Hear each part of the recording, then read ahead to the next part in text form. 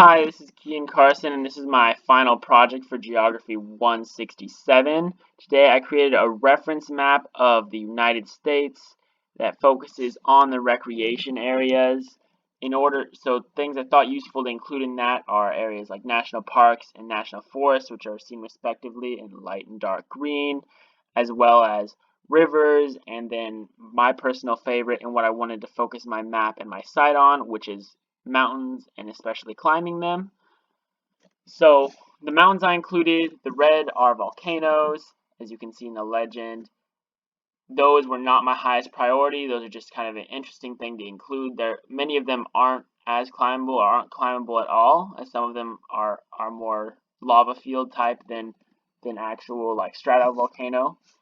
I also included Ultra 57 or Ultra 58 peaks. These are the peaks that are over 5,000 feet of prominence. This is a really common goal among many mountaineers, is to climb all of these. And then I also included the country's 14,000 foot peaks, located in Colorado, California, Washington, and Alaska. This is also one of the very popular climbing goals for many of the nation's mountaineers. In creating this map, there's a lot of design principles I had to keep in mind. I really wanted to focus on not overcrowding this map, but I also wanted to have as much information as possible. This led me to do a few things. One, I had to cut out the number of mountains I included. I wanted to originally include state high points in this map, but it would have been too confusing and just too difficult to read. So I put those in a separate map and put them on ArcMap online so you can look at them, you can zoom in. I also had to limit the number of volcanoes that I included because it was very crowded in the Aleutian Islands area of Alaska, as well as most of the rest of Alaska and some of the west coast too. So I really focused on making sure the ultra peaks were very visible and did my best with the 14ers. Again, they're extremely crowded in Colorado, and so they are still pretty hard to see.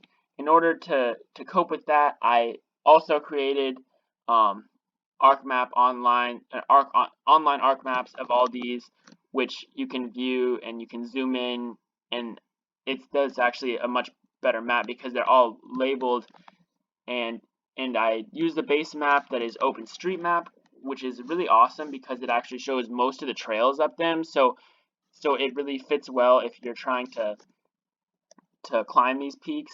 You can really get a sense of where you need to drive to, what trail to take up. In terms of other cartographic design things I kept in mind, I had to generalize a lot of the map because generalize and then simplify it and smooth um, through map generalization tools because the coasts were very complex and a lot of the islands in southwest and southeast Alaska, as well as some bays like Chesapeake Bay, were very difficult to see and did not render well originally in the PDF. Other than that, with labels, I used sans serif font because these are natural features, not political ones, and I used callouts where appropriate, and I also used halos when I was marking directly on the map, which I think made the labels very clear and very easy to read.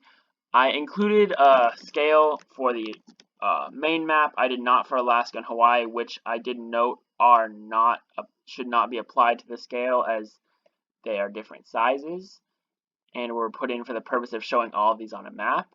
I really hope you enjoyed this map, and I hope you enjoy the other maps that I made as well. Thank you.